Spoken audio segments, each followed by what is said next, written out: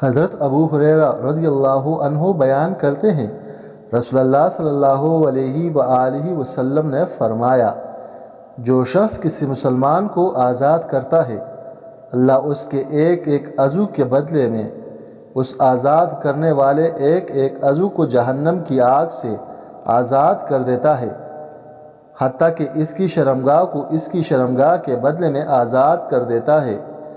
حضرت ابو ذر رضی اللہ عنہ بیان کرتے ہیں، میں نے نبی کریم صلی اللہ علیہ وآلہ وسلم سے دریافت کیا، کون سا عمل افضل ہے؟ آپ صلی اللہ علیہ وآلہ وسلم نے فرمایا، اللہ پر ایمان لانا اور اس کی راہ میں جہاد کرنا۔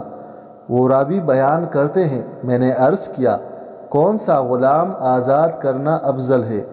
آپ صلی اللہ علیہ وآلہ وسلم نے فرمایا، جس کی قیمت زیادہ ہو اور وہ اپنے اہل کے ہاں بہت پسندیدہ ہو۔ میں نے عرض کیا، اگر میں ایسا نہ کر سکوں؟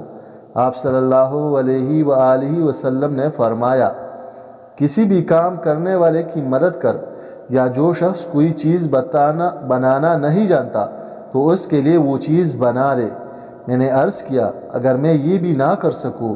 آپ صلی اللہ علیہ وآلہ وسلم نے فرمایا، لوگوں کو اپنے شر سے محفوظ رکھ، یہ ایسا صدقہ ہے جس کے ذریعے تو اپنی جان پر صدقہ کرتا ہے